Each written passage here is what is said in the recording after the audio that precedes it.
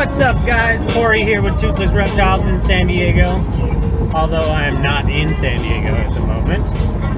As always, make sure to follow us on Instagram, Facebook, YouTube, all the social media outlets.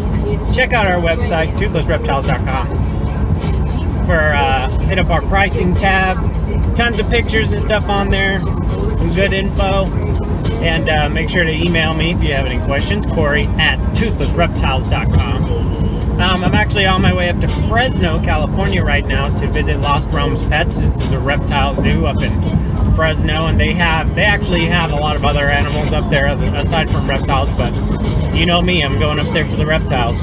So I'm picking up another monitor. So it's kind of an unboxing, but not really an unboxing. I'm meeting a guy up there named Garrett Smith to pick up well, I'd rather not tell you at this point, but it's going to be exciting. It's a species that I haven't really worked with a whole lot, but we are going to have a project going with Lost Realms because they have some of these species already. So we're going to work a project in with the zoo and hopefully start a breeding program that'll be fruitful for everybody, ourselves and the consumers out there who've been trying to get these guys to breed in captivity. There's not a whole lot of information on them for breeding in captivity, and not a whole lot of people have been successful breeding them regularly.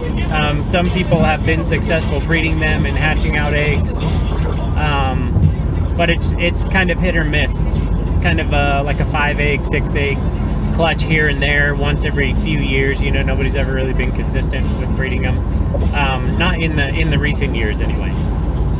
But I will get you guys some cool footage of the zoo when we get up there, and we'll get some cool pictures, and obviously we'll do the unboxing. So as always, keep feeding. What's up, guys? Okay, we're back at my house now. So we're going to unbox for the second time today the surprise. So let's do it.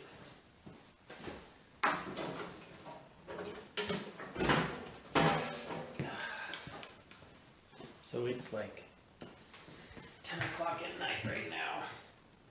Just got back from Fresno, Lost Realms Pets, the zoo in Fresno. Got to hang out with my buddy Nick Crawford, who owns the zoo. And I met up with a nice gentleman named Garrett Smith, who came down to hang out with us for a little while and to drop off this guy.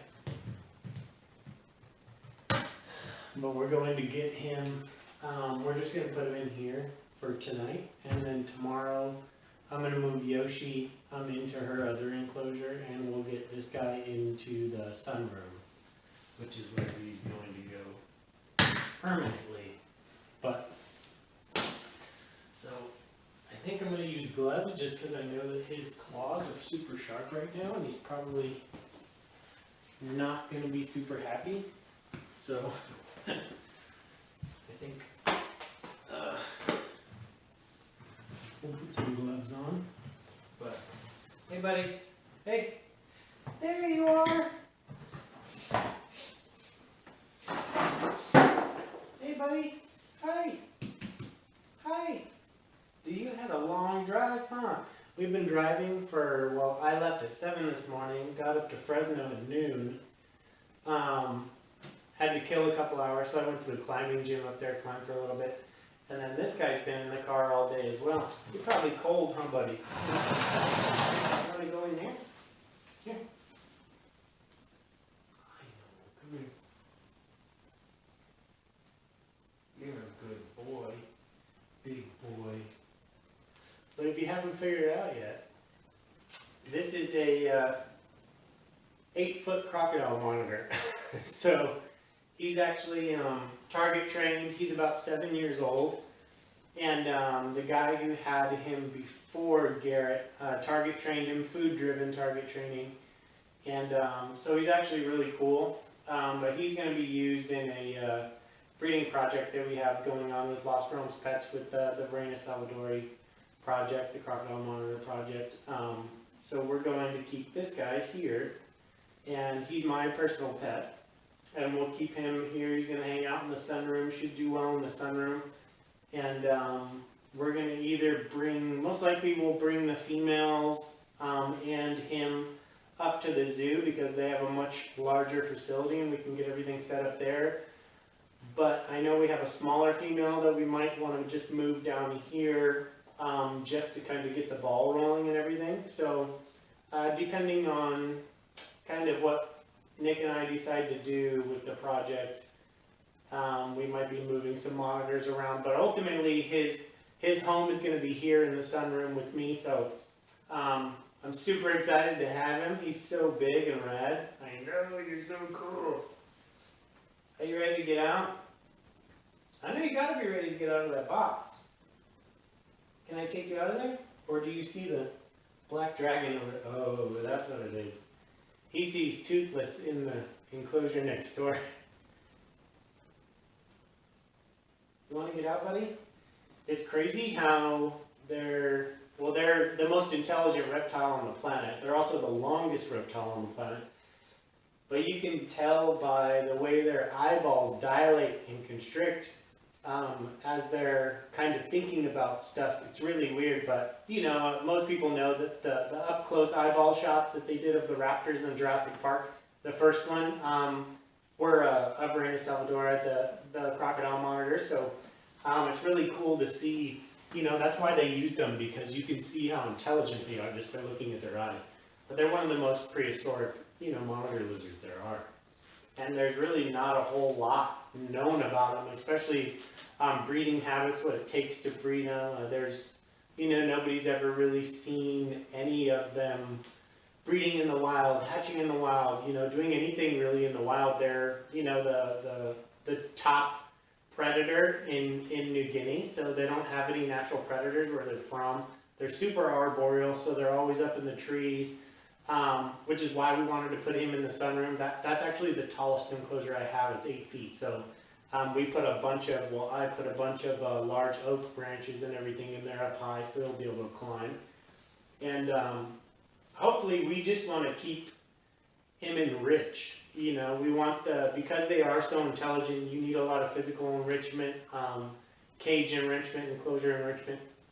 And we always want him to kind of keep moving and but ultimately, he should be amazing. So we're going to get him into this enclosure for now. Let him heat up because he's been in the back of my car for 6 hours. I left Fresno at 4, and it's 10 o'clock now.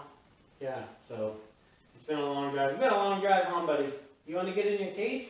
You can go in here for now. Come on, let's go. Can I say hi to you?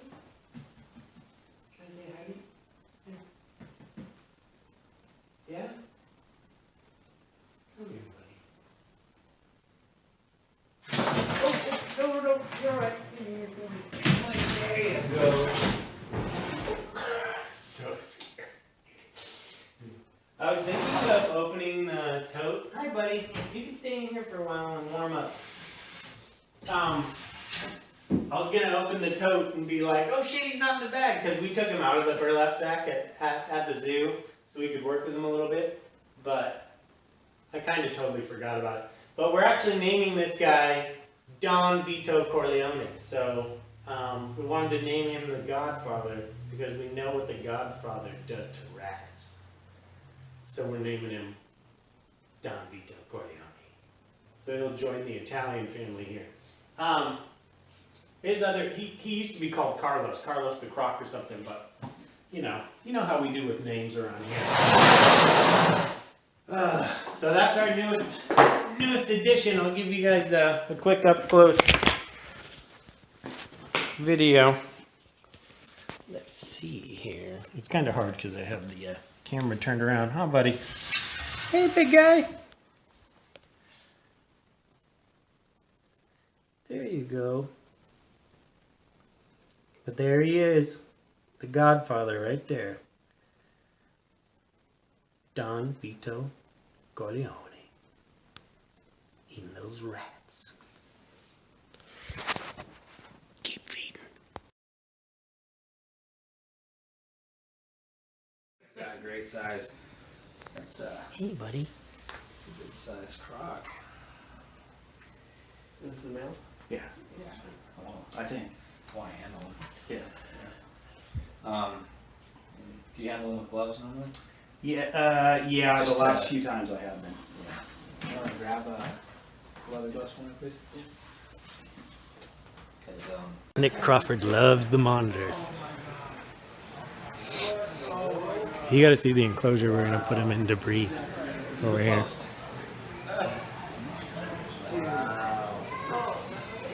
newest addition to the toothless family. That's right. But he's got teeth. Yeah. Yeah, toothful. Hella teeth. His name is Don Vito Corleone because we know what he treats rats. Give a look over here. He's a mobster. That is awesome. That's Carlos. Carlos Don Vito Corleone. He's heavy. Yeah. He's, yeah. So cool.